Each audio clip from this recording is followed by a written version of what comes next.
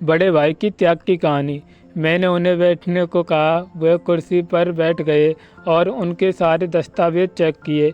उनसे जानकारी लेने के बाद आधा घंटा लग गया और मैंने उन्हें बताया, आइए आपके मामले पर विचार करते हैं। आप ऐसा करें और 4 दिन बाद वापस आएं।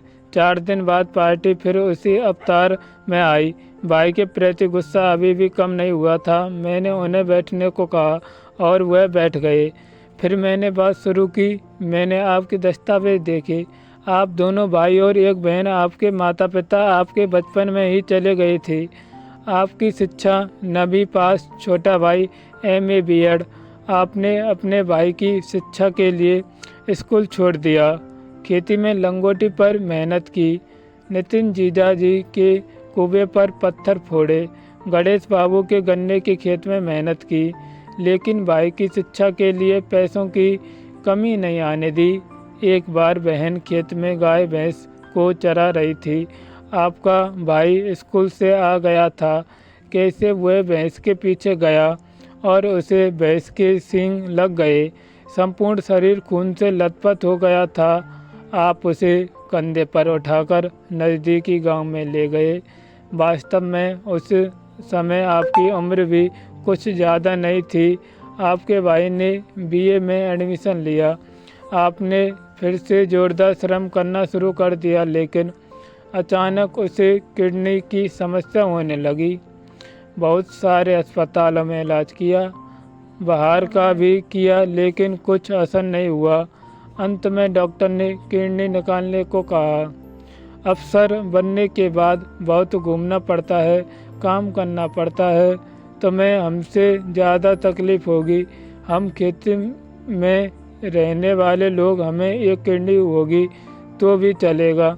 ऐसा कहकर आपने अपने भाई को एक किडनी डोनेट कर दी।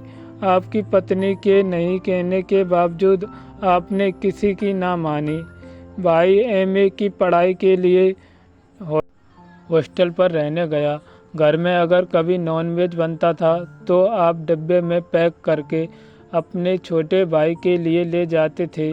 कोई त्योहार आया तो पिरों का डिब्बा घर से लेकर आप हॉस्टल का अंतर 25 किलोमीटर पर उसे देने के लिए साइकिल से जाते थे।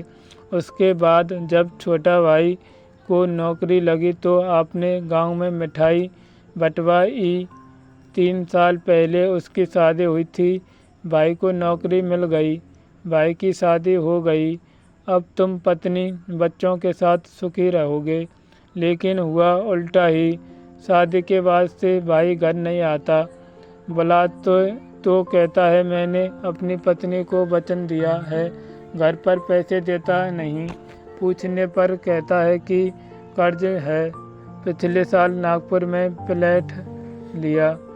पूछा तो बोलता है कि कर्जा लेकर लिया है। सब कुछ कहने के बाद मैं थोड़ी देर रुका और फिर कहा, अब आपका कहना है कि उसने अपनी कमाई का लिया हुआ उस पर स्टे लगाना है।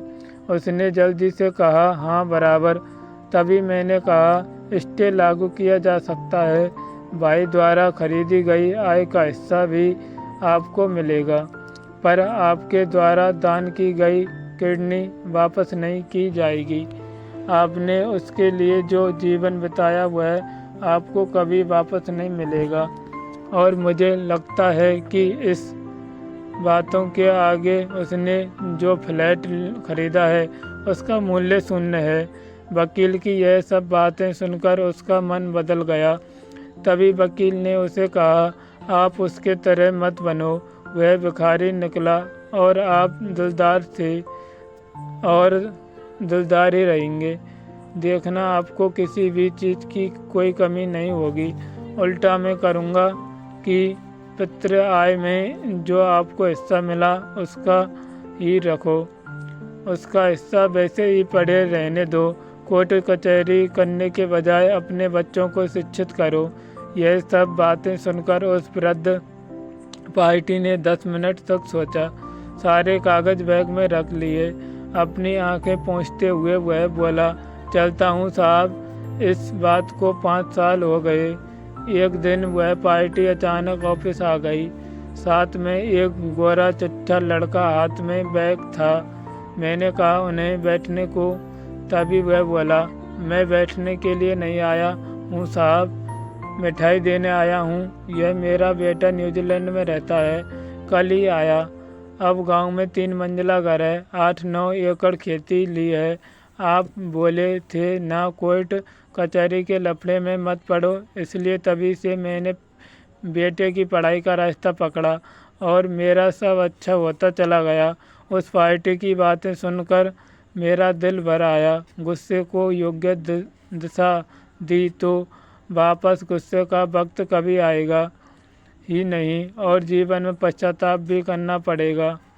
Thank you. यदि कहानी अच्छी लगी हो तो इसे लाइक, शेयर एंड सब्सक्राइब करें।